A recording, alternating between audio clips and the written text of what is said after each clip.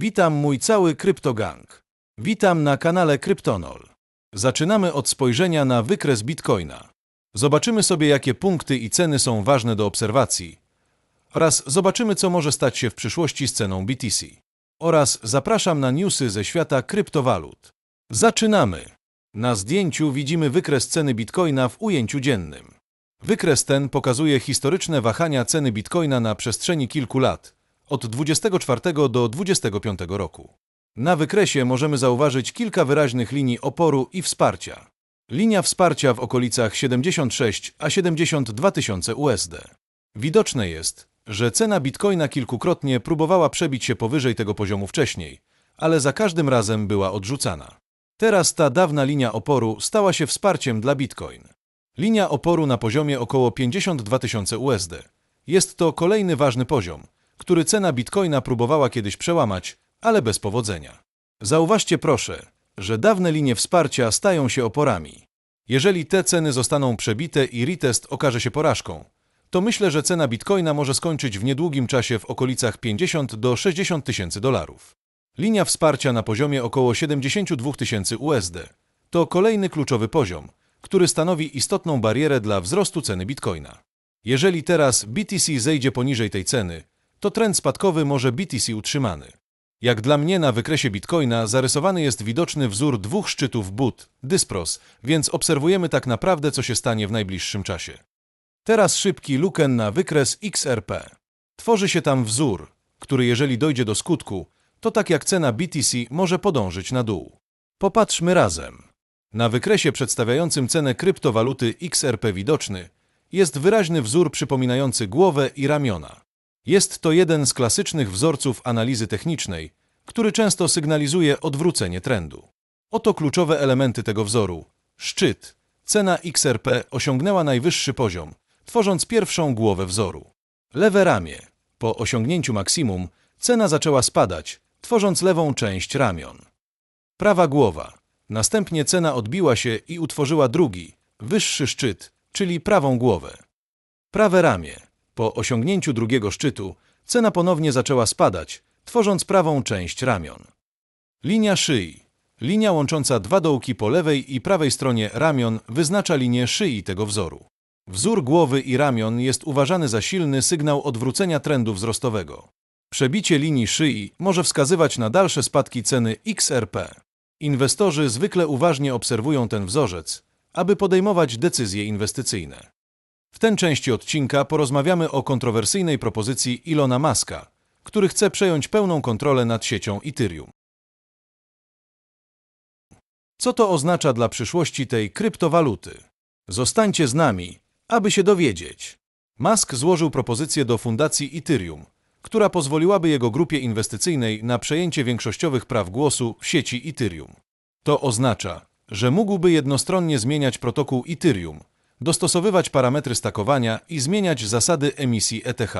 Po nieudanej próbie przejęcia OpenAI, Musk zwrócił swoją uwagę na ETH. Analitycy zauważają, że obie te organizacje mają podobny model funkcjonowania. Mówi się, że Musk może chcieć przekształcić ETH w stablecoin, co uczyniłoby sieć Ethereum bardziej odpowiednią do płatności. Ponadto istnieją plotki, że zastosuje swój model efektywności, redukując liczbę walidatorów, aby poprawić wydajność sieci. Hunte dodał, nawet po tych zmianach, Ethereum wciąż byłoby bardziej zdecentralizowane niż EOS. Deweloperzy Ethereum stanowczo sprzeciwili się propozycji Muska, umieszczając wiadomości w nowych zablokowanych blokach, mówiące ETH nie jest na sprzedaż. Vitalik Buterin, twórca ETH, obiecał szczegółowo odpowiedzieć na tę sytuację. Wkrótce opublikował 6000 słów na blogu zatytułowanym Zastosowanie filozofii pluralizmu arytmetyce kwadratowej. Fundacja ETH oficjalnie odrzuciła ofertę Muska, podkreślając, że nie ma uprawnień do zatwierdzenia takiej sprzedaży. W odpowiedzi Musk rozpoczął serię tweetów, domagając się wyjaśnień dotyczących tego, kto tak naprawdę kontroluje sieć Ethereum, a nawet zagroził wstrzymaniem finansowania dla fundacji Ethereum. Po ogłoszeniu Muska cena ETH wzrosła o 1%, ale wciąż pozostaje o 48 niższa niż Bitcoin w skali ostatnich 12 miesięcy. To wszystko o Ethereum. Co myślicie o propozycji Muska? Czy jego plany mogą zmienić przyszłość ETH? Dajcie znać w komentarzach.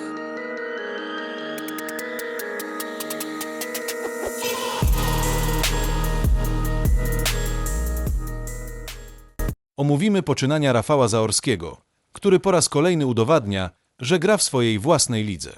Zobaczymy, jakie decyzje podjął w ostatnich tygodniach i co mogą one oznaczać dla rynku. W połowie lutego, gdy indeksy giełdowe biły historyczne rekordy, Rafał Zaorski zaryzykował i postawił na spadki. Jego strategia opierała się na zasadzie: kupuj plotki, sprzedawaj fakty. W momencie, gdy rynki zaczęły wyceniać koniec wojny w Ukrainie, Zaorski przewidział, że po ogłoszeniu deeskalacji nastąpi fala realizacji zysków. Po 3 tygodniach od podjęcia decyzji, jego hipoteza okazała się trafiona. Ceny zaczęły spadać, a korekta stała się faktem. W miniony piątek Zaorski zamknął swoje shorty na amerykańskim indeksie Nasdaq, ogłaszając zmianę kierunku. Jego tweet brzmiał: koniec shorta na Nasdaq i przekładam się na long. Dobrego weekendu. Teraz, po realizacji zysków na shortach, Zaorski zainwestował w wzrosty. Czy to oznacza, że korekta dobiega końca i czas na nowe szczyty? Wiele osób zastanawia się, czy jego wyczucie rynku znów okaże się bezbłędne. Jednak nie wszystko jest jasne. Rafał Zaorski otworzył shorty na niemieckim indeksie DAX w tym samym czasie, co na Nasdaq. Napisał wtedy: DAX, short, duża pozycja. To stawia pytanie, co planuje dalej w kontekście DAX? Czy jego decyzje na tym rynku również przyniosą zyski? Rafał Zaorski nie boi się grać przeciwko tłumowi, co udowodnił swoimi ruchami na rynku. Jego zagranie na spadki przyniosło mu zyski, a teraz, gdy stawia na wzrosty, rynek może wciąż zaskoczyć. Czy znów będzie o krok przed wszystkimi? Odpowiedź na to pytanie poznamy być może już w najbliższym tygodniu. Na koniec przyjrzymy się aktualnej sytuacji na rynku kryptowalut, skupiając się na BTC i ETH. Ostatnie dni przyniosły znaczące spadki cen tych dwóch kryptowalut. Kurs Bitcoina dzisiaj spadł poniżej $80,000, co jest dwukrotnym spadkiem w ciągu dnia. Również cena ETH osiągnęła poziom poniżej $2000. Taka sytuacja sprawia, że inwestorzy stają się coraz bardziej niepewni, zwłaszcza w kontekście nadchodzących wskaźników makroekonomicznych. Działania Donalda oraz Muska dodatkowo wpływają na nastroje na rynku. Warto również zwrócić uwagę na konflikt z Ripple. Pojawiły się dowody na to, że ta firma celowo szerzyła dezinformację przeciwko BTC. Choć nie jesteśmy fanami maksymalizmu BTC, to w tym przypadku Ripple ma wiele do udowodnienia. Jeśli chodzi o politykę Salwadoru, prezydent Bukele wydaje się być zwolennikiem nowoczesnych rozwiązań, jednak warto pamiętać, że jest politykiem, a politykom nie zawsze można ufać. Mimo umowy z MFW, która jest kluczowa dla gospodarki Salwadoru, jego rząd wciąż inwestuje w bitcoina, co rodzi pewne wątpliwości. Nie możemy pominąć również wezwania Changpeng Zhao do Muska.